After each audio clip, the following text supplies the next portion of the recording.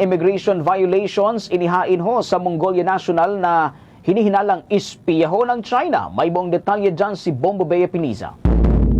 Nahaharap ngayon sa 4 na immigration violations ang 30 taong gulang na Mongolian national na siyang hinihinalang tanim na espiya ng China matapos maaresto ito sa Iba Zambales itong Pebrero 12.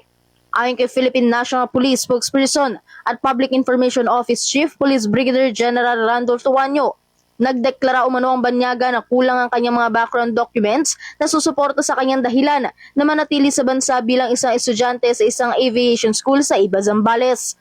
Batay kasi sa mga inisyal na investigasyon, hindi otorisadong kumuha ito ng mga aerial photo ng paliparan sa iba at maging ang kalapit nitong ilog na Paluwig River na siya namang 5 nautical miles ang layo mula sa paliparan.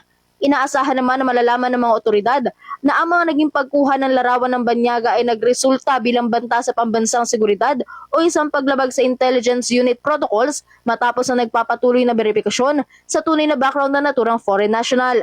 Kabilang naman sa mga naging paglabag nito ay ang violation to Section 37A o paggawa ng bagay na hindi nakasaad sa panuntunan ng pagbibigay sa kanya ng visa, paglilihim ng kanyang background details, invalid immigration status at ang pagiging undesirable alien nito sa loob ng Pilipinas. Nais po nating linawin na hindi po iba ang identity na nasa ating Mongolian National. Ito po ay nagdeklara siya ng kulang ng kanyang backgrounds. Ito po yung mga naging dahilan po niya. At may ginawa siyang activity na kung saan ito ay hindi nasasaad doon sa pag-grant sa kanya ng visa. Pero patuloy po yung coordination bilang patuloy. Kaya nga po nagsama-sama yung Bureau of Immigration, NICA, Armed Forces of the Philippines at Philippine National Police Intelligence Unit sa pag-aresto sa nasabing Mongolian National.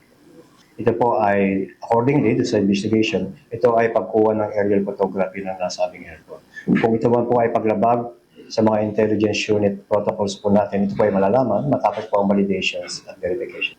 Paliwanag pa ni Tuanyo, ang naging pagsasampa naman ng mga administrative violations laban sa Mongolian National sa ilalim ng mga panuntunan ng Bureau of Immigration ay ang pinakamabilis naman na paraan para mapigilan ang mga illegal na ginagawa ng mga foreign nationals na hinihinalang nag-i-espiya sa loob ng Pilipinas. Kasunod na lamang ang mga magiging pagsasampa ng mga kriminal na kaso kapag napatunayan na ang pagiging espiya nito sa pamamagitan ng pagkalap ng mga sapat na ebidensya.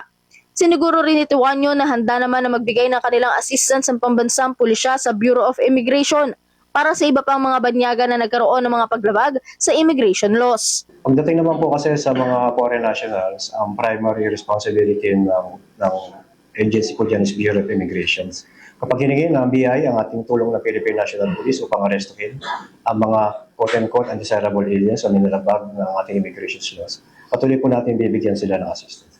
Ang pinakamabilis po kasi na kaso sa mga undesirable alien, yung administrative violations ng ating Bureau of Immigration, yung mga di umano quote-unquote alleged spy, ito po ay mga criminal case at criminal proceedings na medyo matagal po ang proseso.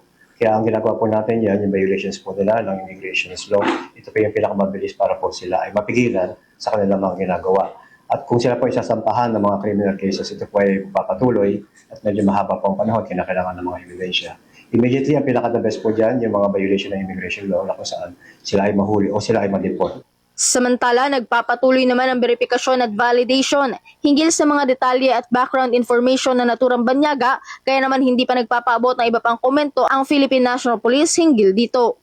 Mula dito sa Camp Crame sa Quezon City, ito si Bombo Bea Piniza. And this is Bombo Radio Philippines, the #1 and most trusted source of news and information. Basta Radio, Bombo!